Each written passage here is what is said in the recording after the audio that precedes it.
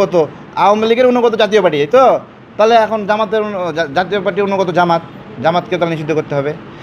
জামাতের বিপক্ষে মত একটা কিছু গেলেই জামাত বলে হলো দালাল। ঠিক আছে, শুধু একটা মতামতের জন্য আমাদেরকে দালাল বলে, অথচ জামাত 9 বছর জাতীয় পার্টি দালাল ছিল, 6 বছর আওয়ামী লীগের দালাল ছিল, আর 21 বছর বিএনপির দালাল ছিল, 53 বছরের প্রত্যেকটি বছর তারা দালাল ছিল। এখন এসে আমাদেরকে এসে বলে একটা মতামতের জন্য দালাল। ঠিক আছে, আমরা তো ধানের শীষ প্রতীক নির্বাচন করিনি, আপনারা করছেন। এই যে আওয়ামী লীগের সময় আমাদের একটা মনের মধ্যে কী একটা ক্ষোভ ছিল যে আওয়ামী লীগের পক্ষেই সবাই মিলে নির্বাচনটা করে ফেললো, ক্ষমতায় চলে আসলো। আচ্ছা, সামনের নির্বাচনটা কি এইরকম একটা নির্বাচন না?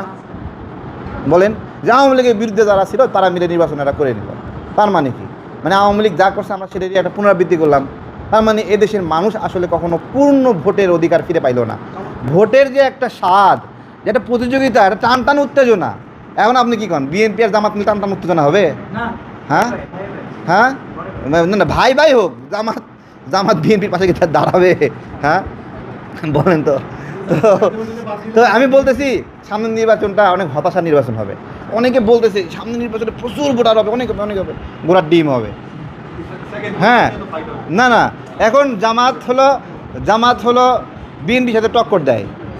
ঠিক আছে, এখন যে জাতীয় পার্টি ইস্যুটা সামনে আসছে, জামাত বিএনপির সাথে টক্কর দেওয়া বাদ দিয়ে এখন জাতীয় পার্টির সাথে টক্কর দেয়। এখন তুমি যদি জাতীয় পার্টির সাথে টক্কর দেবা 2 নাম্বার হওয়ার জন্য, তাহলে ভাই 1 নাম্বার হওয়ার জন্য আর একটা দলকে অপদস্থ করো কেন? তোমার গায়ের শক্তি 150 টাকা, ভাব দেখাচ্ছ 1600 টাকা, তাহলে তো হবে না। আওয়ামী লীগ বিষয়ে সর্বশেষ যে বক্তব্য, দেখেন এই বাংলাদেশে 20% মানুষ আওয়ামী লীগের সমর্থক, 20%। আওয়ামী লীগ বলতে আরও বেশি, কিন্তু বাস্তবতা হলো গতকালকে একটা পোল করছে আমার ইউটিউব চ্যানেলে তারেক টাইমসে, সেই পোলে 8-9 হাজার মানুষ ভোট দিছে, তো 400 মানুষ ওই পোস্টে গালি দিছে যে হ্যাঁ, মানে জাতীয় পার্টিকে ধুয়ে দিছে। ক্যাপশনের হেডলাইন ছিল জাতীয় পার্টির অফিসে আগুন দেওয়া সঠিক কাজ কিনা। সেখানে ওরা 400টা গালি দিছে, গালি দিয়ে তো আর ভোটে যেতে যায় না, বুঝছেন? এটা জামাত ইসলামের জন্য শিক্ষা। সেখানে 55% মানুষ জাতীয় পার্টির পক্ষ নিচ্ছে যে এই আগুন দেওয়া ঠিক হয় নাই, আর 45% মানুষ বলছে আগুন দেওয়া ঠিক আছে। তাহলে এই কয়েকদিনের ব্যবধানে এই যে মানুষের মাইন্ড সুইং, এটা কিন্তু গালিগালাজ করে ধরে রাখতে পারবে না কেউ।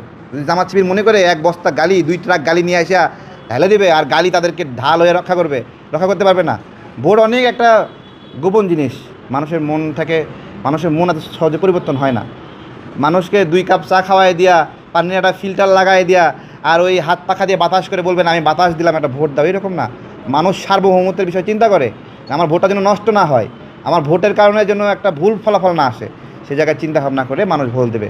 জাতীয় পার্টির বিষয়ে শুধু একটা কথা বলবো যে জাতীয় পার্টিকে যে অভিযোগে, যত বড় অভিযোগে অভিযুক্ত করছে, ঠিক আছে, এত বড় অভিযোগে জাতীয় পার্টি যদি অভিযুক্ত করেনি, ভোটের জন্য যদি অভিযুক্ত করেন, তাহলে জাতীয় পার্টির প্রতি অনুগত ছিল জামাত। হ্যাঁ, ছিল না? জাতীয় পার্টির প্রতি অনুগত ছিল জামাত। তাহলে জাতীয় পার্টির প্রতি যে অনুগত আওয়ামী লীগের অনুগত জাতীয় পার্টি, তো তাহলে এখন জাতীয় পার্টির অনুগত জামাতকে তাহলে নিষিদ্ধ করতে হবে।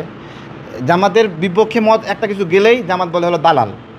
ঠিক আছে, শুধু একটা মতামতের জন্য আমাদেরকে দালাল বলে, অথচ জামাত 9 বছর জাতীয় পার্টি দালাল ছিল, 6 বছর আওয়ামী লীগের দালাল ছিল, আর 21 বছর বিএনপির দালাল ছিল, 53 বছরের প্রত্যেকটি বছর তারা দালাল ছিল।